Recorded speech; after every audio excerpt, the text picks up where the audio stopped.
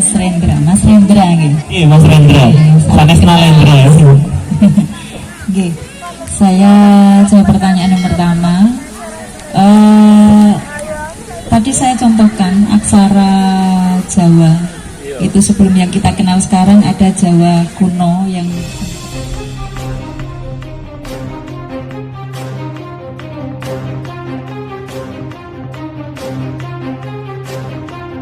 bentuknya sebetulnya hanya ada perubahan sedikit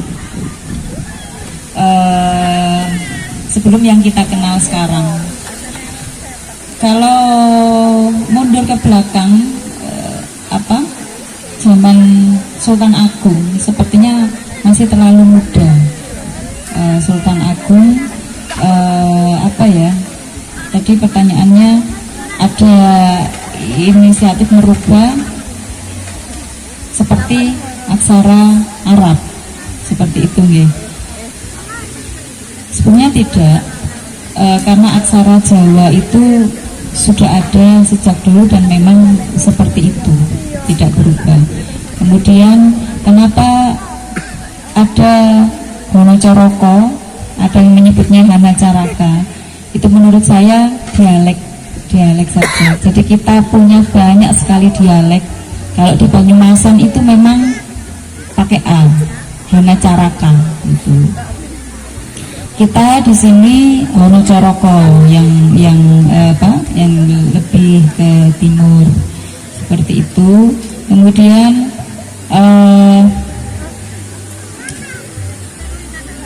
yang kedua tadi naskah yang terkandung. Banyak sekali manuskrip atau naskah-naskah kuno yang sudah ditemukan, baik itu sekarang disimpan dan dikoleksi oleh instansi pemerintah, swasta, yayasan swasta, maupun masih tersimpan di masyarakat. Jauh lebih banyak yang tersimpan di masyarakat. Kalau di pemerintah saya contohkan Monggo Pinarak Museum Putantular. Di situ ada banyak sekali koleksi naskah, mulai dari lontar, beluang, kertas, itu ada ratusan. Isinya sangat beragam, mulai dari tata pemerintahan. Itu sistem pemerintahan itu sebetulnya kita temukan di negara Kertagama. Jadi ada di pupuk terakhir, negara yang kuat itu ditopang oleh desa-desa yang kuat, di desa-desa yang besar. Jadi penopang atau pondasi sebuah negara itu ada di desa, gitu. Itu di negara Kertagama. Kemudian sistem pemerintahan juga diceritakan di situ. Selain itu di naskah-naskah yang lain, misalnya Sri Sedono itu tentang mitologi padi. Di Ringgit Purwo itu dikenal dengan Dewi Sri dan Raden Sedono. Tadi saya mengulik sedikit, Mas Adi. Jawa itu sebetulnya ilmiah sekali, ilmiah. Kenapa kita pada waktu bicara Jawa itu kok rasanya langsung mistik, magis. Nah, klenik gitu ya, biasanya. Kita tahu sendiri, kita harus ini sendiri ya. Kenapa sesuatu itu diklenikkan? Karena kita tidak bisa mencapai jawaban itu. Jadi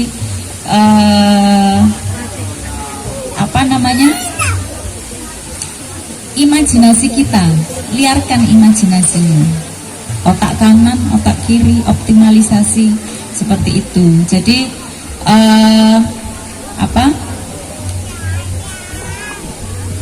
Jawa itu sangat ilmiah. Saya contohkan di Sri Sedono itu kenapa menanam padi, memanen padi itu harus ditentukan tanggalnya. Ada hubungannya dengan astronomi dan astrologi, ilmu perbintangan. Pada waktu ini ditanam asupan sinar matahari, kemudian akan berefek pada kesuburan tanah seperti itu. Kemudian kenapa harus diberikan uap asap menyan, bukan dupo, menyan pada jam-jam sore, jam 4 ke bawah. Kenapa? Karena stomata itu akan terbuka dan asap menyan ini akan merangsang penyerbukan, pembuahan. Nah, itu sangat ilmiah, tetapi Jawa itu menceritakannya, mengisahkannya itu dalam sebuah cerita-cerita yang menarik sebetulnya untuk kita dengar. Jadi kenapa sekarang kita tidak menemukan itu? Karena belum pada penafsirannya. Jadi tidak hanya butuh ahli aksara, ahli bahasa, tetapi harus kita tafsirkan bahwa mitologi itu sebetulnya adalah bisa diilmiahkan. Getaran energi mantra itu bisa diilmiahkan karena menggunakan gelombang udara. Nah, energinya itu bisa.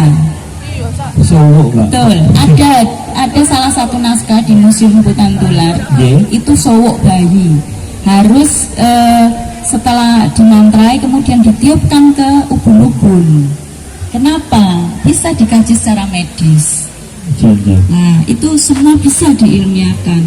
Kalau sampai kini ya, sampai saat ini sudah banyak sebetulnya kajian-kajian ilmu yang mengkaji itu, namanya filologi.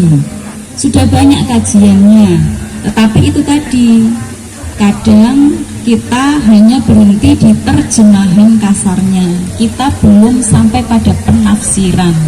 Contoh babat Prambanan Bandung Bondowoso Roro Jonggrang, apakah betul dibangun sehari semalam, wujud fisik 1000 bangunan?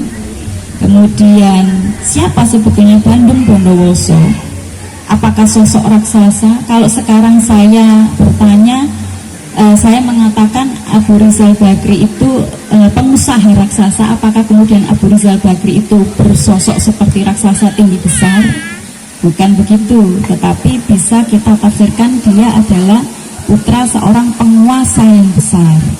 Kemudian satu malam apakah berwujud bangunan fisik? Kemudian ada, kita masuk ranah mitologi, jin akhirnya mendapat bantuan dari jin. Bukan seperti itu. Semalam itu berwujud grand design. Jadi lebih rumit sebetulnya.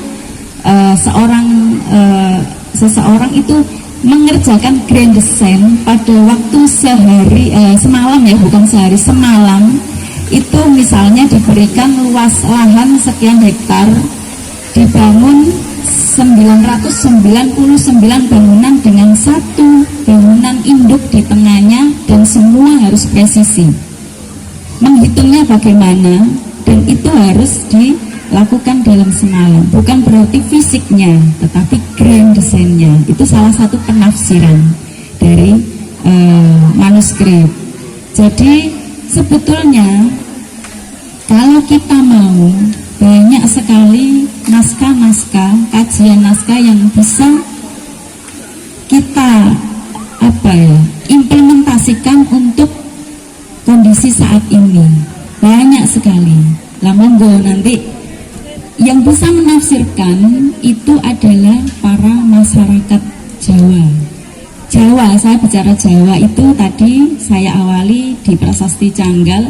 Jawa tidak hanya menyebut pulau.